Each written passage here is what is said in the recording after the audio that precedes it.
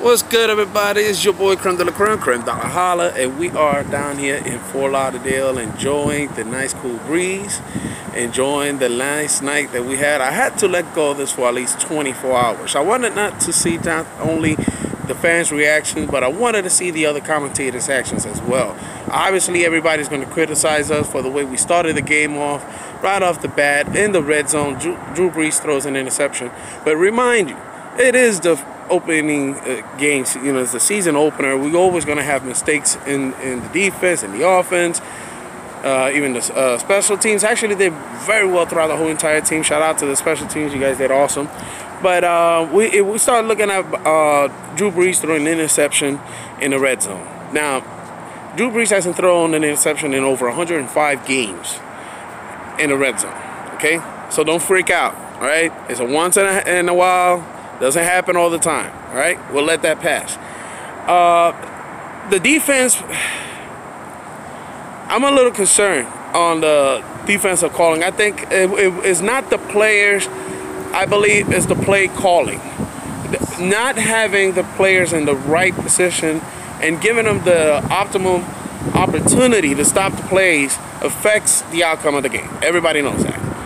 If you're playing soft and you're constantly blitzing, where Deshaun Watson throws that ball deep. He is not scared to let that ball go.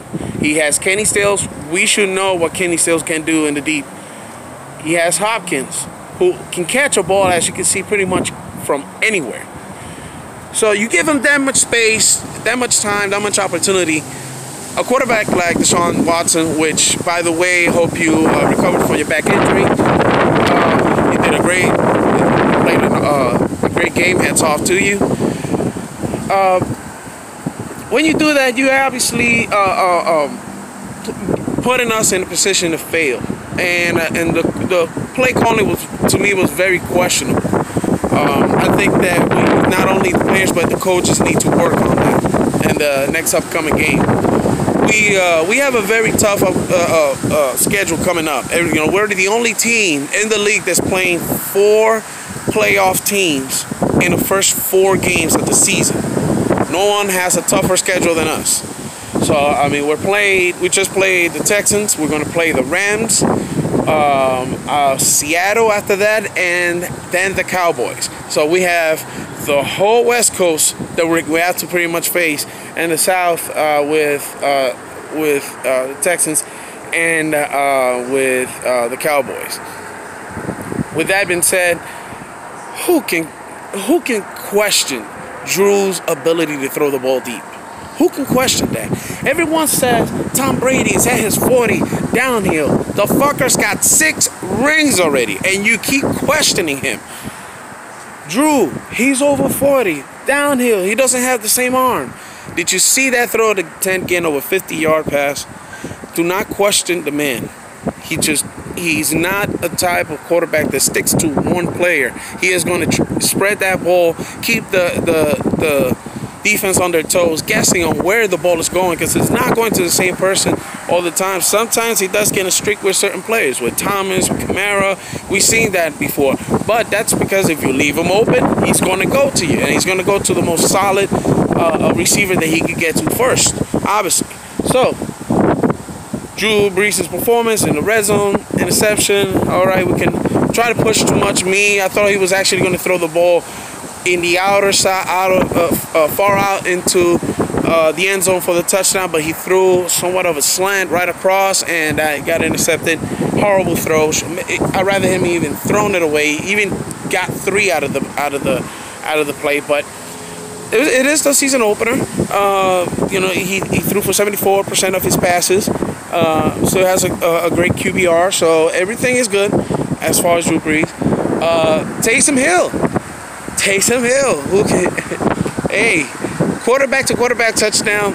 I don't think no one in the league has done in this whole season. So, start off the season with a quarterback to quarterback pass was obviously great. Well, it was awesome, but that shows the skills of Taysom Hill. He could play tight end, he could play quarterback, he could play special teams, he could play wide receiver, he could play fullback. He is just a monster. He's a beast. I love the fact that he's in our team, and we're definitely going to pick him up in this upcoming season because his contract will be up the same time that Drew Brees' contract is up, and the same time as Teddy Bridgewater's contract comes up. And I know Drew Brees, he's going to take a pay cut because he just had a nice little payback on that jewelry case that he had going on that lawsuit. So he had about $25 million that was obviously given back to him due to the fraud that was committed with his jewelry.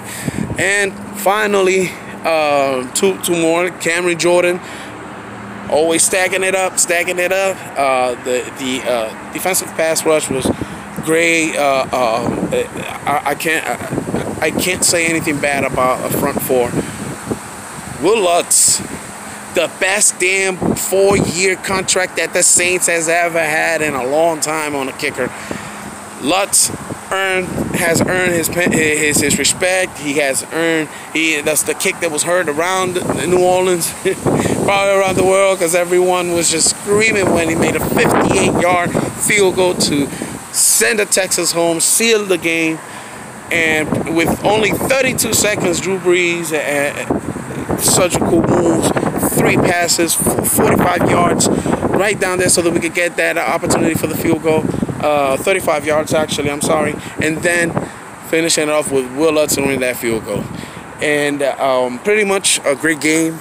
A lot of teams have had rough starts, like the Eagles. They started off rough, and they got it together and pretty much went all the way through and ended up beating the Redskins in a great fashion. I gotta admit that.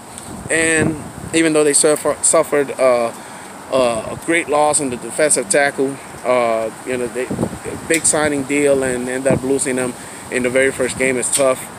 So hope he gets better, and good luck to you guys. Hopefully we'll see the Eagles in the playoffs this year, and we could go ahead and battle for the bragging rights of who wins that game.